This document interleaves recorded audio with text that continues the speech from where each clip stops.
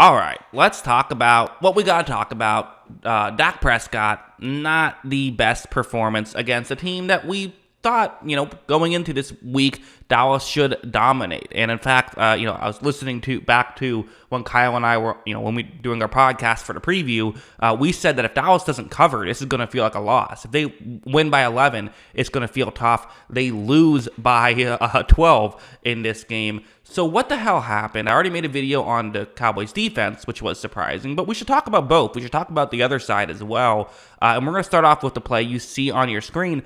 I thought McCarthy got, quite frankly, way too cute in this football game. I thought that he made some decisions that you just don't have to make. I mean, again, just to reiterate, what we saw last week was the New York Giants more or less just dominating in the second half against this Cardinals defense, finding guys wide open consistently.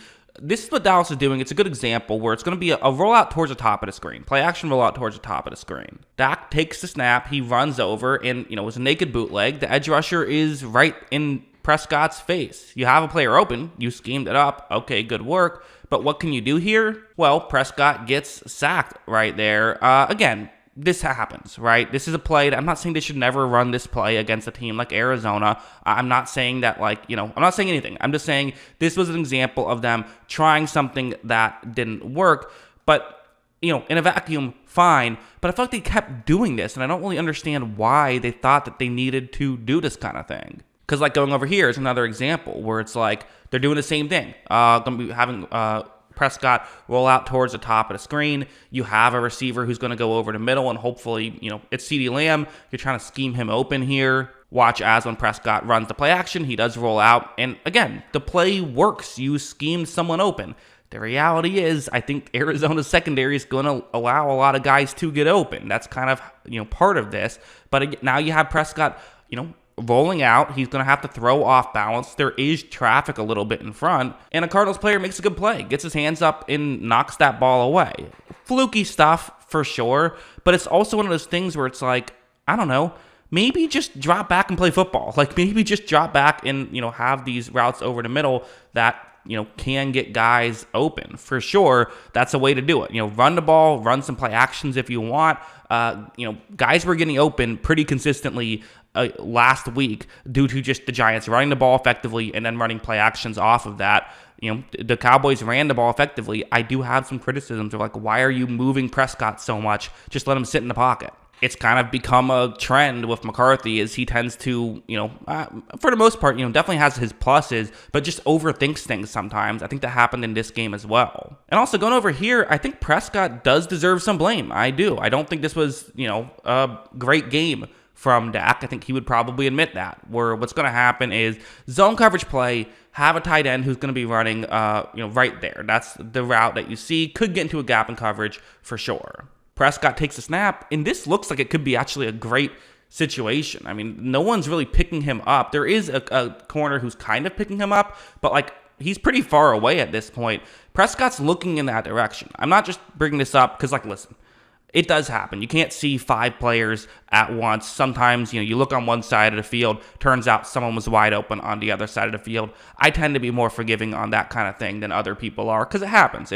We've seen that with Justin Fields sometimes. People will see, take screen grabs of someone getting open, but Fields is looking somewhere else. So it's I'm not going to crush you for that. Prescott is looking in this direction. He's choosing to not make this throw. I'm not really sure why. It's not wide open, but I would have liked to see him make this throw. Instead, you're going to see him check it down, and again, it kind of almost makes me feel like the Dallas, I just think they probably should have had a bit of a more aggressive game plan in this one. It seemed a bit like they were a bit cautious. They didn't want to throw themselves out of the football game, but in doing that, they ended up getting themselves down to where they weren't able to come back. Also, something like this is concerning if you're a Cowboys fan. It just is. There's no getting around it. Where, kind of a concern I had for the Dallas Cowboys entering the year was their secondary receivers. I like CeeDee Lamb a lot. I think he's very good. I don't know if he's, Calvin Johnson, right? But I like him. He's very good. You feel good about him. But who else do you have was the question. Well, they added Brandon Cooks, who a lot of people felt like could be the guy. I don't think he's done what they were hoping he could do to start this year, and this is an example. This is Brandon Cooks' route. It's a one-on-one matchup. He's going to be working against Jalen Thompson, who's having a nice start to his season for sure. But still, okay, hopefully this is hopefully this is a scenario where you can get a win right here on a 3rd down and 7. Into the red zone. Prescott's going to take the snap. He looks down the field, and you do see the scenario where, okay, I can see why Prescott wants to make this throw. There is an unblocked rusher going his direction. They were a little bit fooled by the blitz, weren't able to fully pick it up. It is a cover 0, so someone's going to get through anyway. But Prescott, off his back foot, makes a bit of a high throw.